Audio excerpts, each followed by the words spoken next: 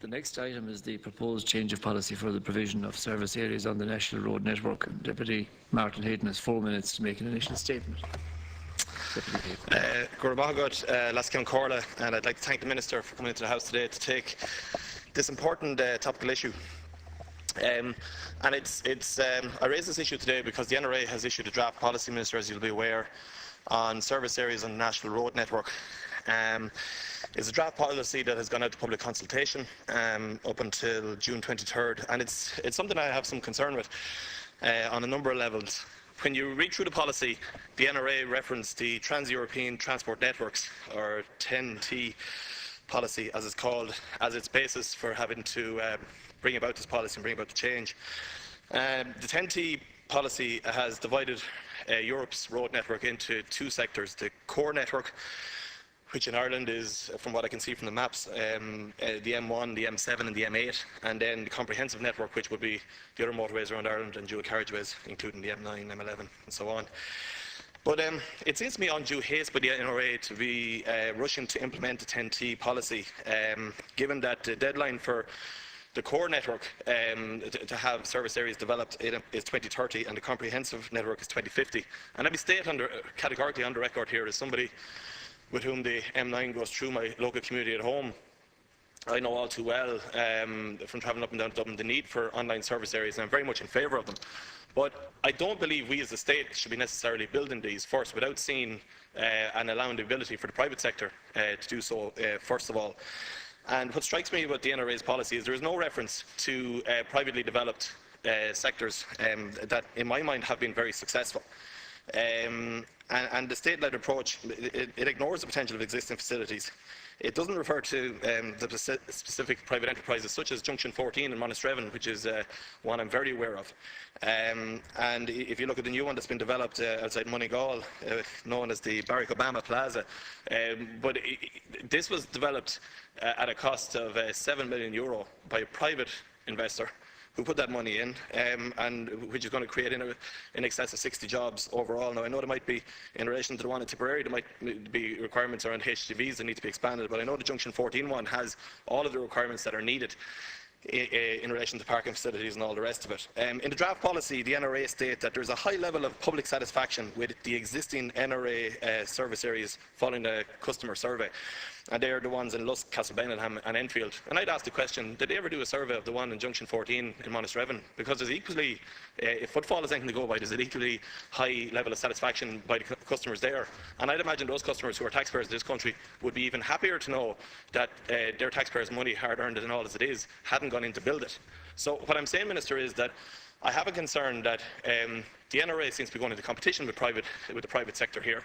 And I think what we should be looking at is the development allowing, and what we lack probably is a holistic approach, where the NRA would, in conjunction with the local authorities, would have a very set criteria around how a private sector developer would be able to develop such online stations. And in this document they've set out clearly aspirationally where they would like these to be and where they need to be. Now, they referenced 100 kilometres distance as in the TEN-T policy, and the requirement for drivers to take a break after at a maximum of 4 hours and 15 minutes drive.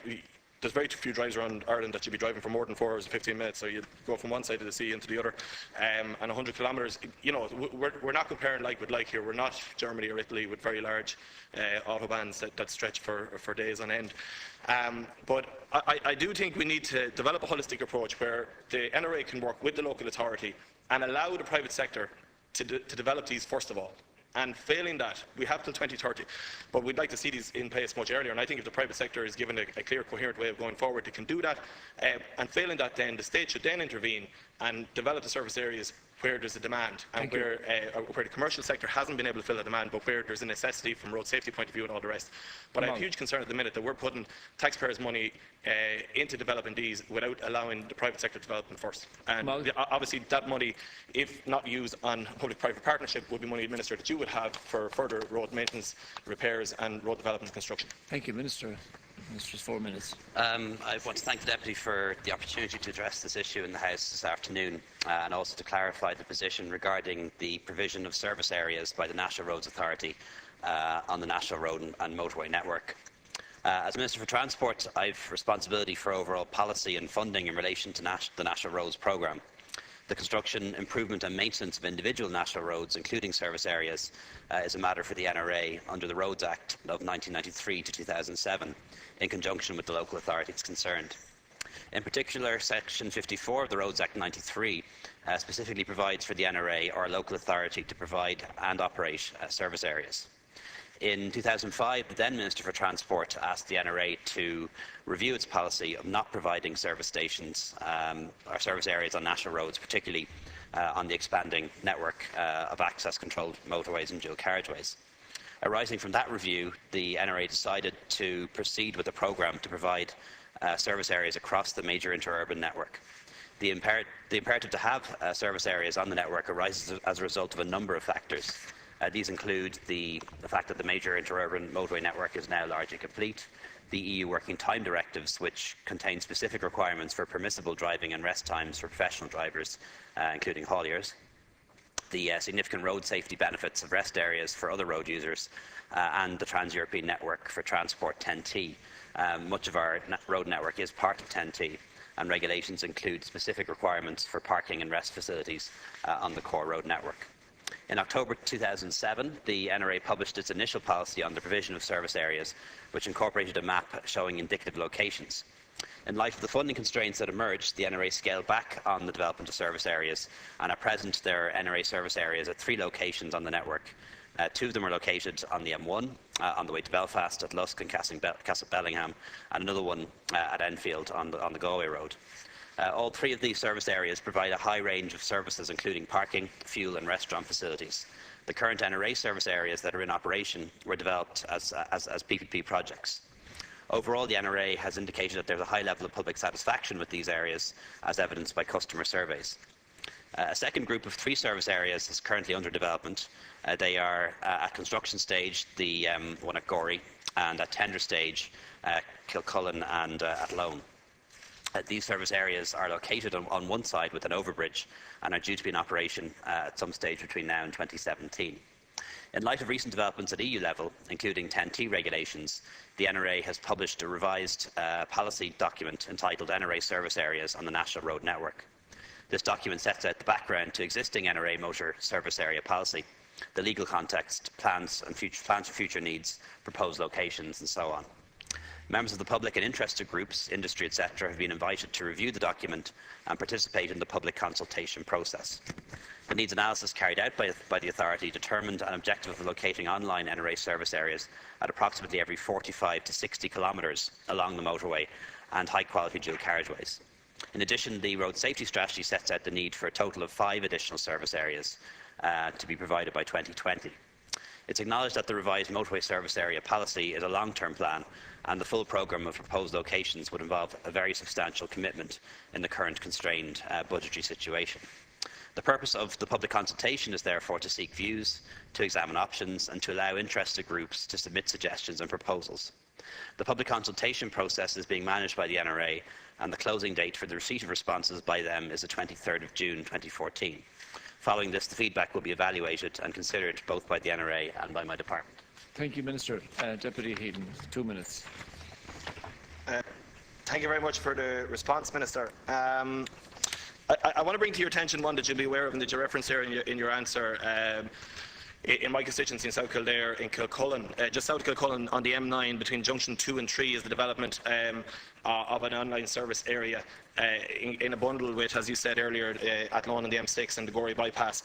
And I want to know why the private sector or private enterprise wasn't given an opportunity to try and provide a site before the NRA charged in to use taxpayers' money on this. We went to tender, the NRA went to tender on this previously and couldn't get private sector interest in it because in some ways you could argue, I think the NRA's sites are overspec possibly. And it doesn't make commercial reality, and I talk to people in the industry, they tell me it doesn't make commercial sense for private sector to go in and develop as is spec'd and for it to stack up. You know, that's, whether that is the case or not, or whether the requirements are there, we're not Germany, we're not Italy. But that's one question for it. But we are now developing this site, and anybody who drives that M9 on the left-hand side as you're going north will see the diggers in on site as we're developing this site. We don't have, it's still a tender stage, we don't have the private sector investment to go in there. This site is going to require the construction of another bridge, and there's plenty of bridges that were built when that motorway was built a couple of years ago. Why there can't be one like Junction 14 that's built with an existing bridge instead of having the cost of building a new bridge. We've gone ahead with developing this site without having a private operator there. And I want to know why we're spending money on this, and why Kilcullen was selected. It's a very strange site. It's a long way to Waterford. It's a long way, and Waterford, the M9 road needs service areas, no question about that. The nearest one to Kilcullen is 25 kilometres. Even in the draft policy, when the NRA is referencing Australia, Germany, Italy, most of their distances are 50, 60, 70 kilometres. The 10T talks about 100 kilometres. Yet we've developed one at Kilcullen that's 25, or about to, that's about 25 kilometres from the nearest station, when much further south would have struck me as the optimal place to put the first one anyway. Thank you. And it's just something, again, that I don't think we're getting best value for taxpayers. 2 minutes, Minister, to reply. Yeah, I suppose a couple of things arise from that. I suppose, first of all, it's important to point out that this is just the public consultation phase. It's not a policy decision, and the NRA is welcoming input from private sector, from local authorities, and of course from public reps. I know 10T very well. I was chairman of the Council of Ministers when 10T went through the European process, and what it says there is that we should have rest areas every 100 kilometres, but that's in line with the needs of society and of the market and of the environment, in order to provide appropriate parking space for commercial road users with an appropriate level of safety and security. It seems to me that the NRA's document interprets that to mean that in the Irish context they should be more frequent than every 100 kilometres. My own view is probably the reverse, is that we probably need them less frequently than 100 kilometres. I'd be more in line with the road safety strategy, which suggests that we need a few more of these, but not one every 40 or 50 kilometres.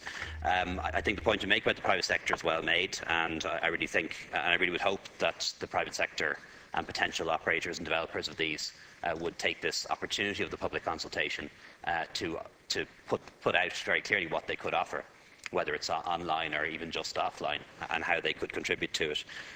On the M9, on the Dublin-Waterford road, I think we all agree that is a road on which a service area is needed. You can drive the whole way almost, and there's nowhere to stop for petrol or for a break. I think originally there were to be two. There was to be one at Kilcullen and one at Paulstown, and that's probably how they came up with the location. There would be sort of one third away along the route and a second 2/3 away along the route. I suppose had there been a plan just for one, maybe somewhere further south in the middle would have made more sense, but that decision was made a long time ago. Sir, now the next item, the need for tree height legislation.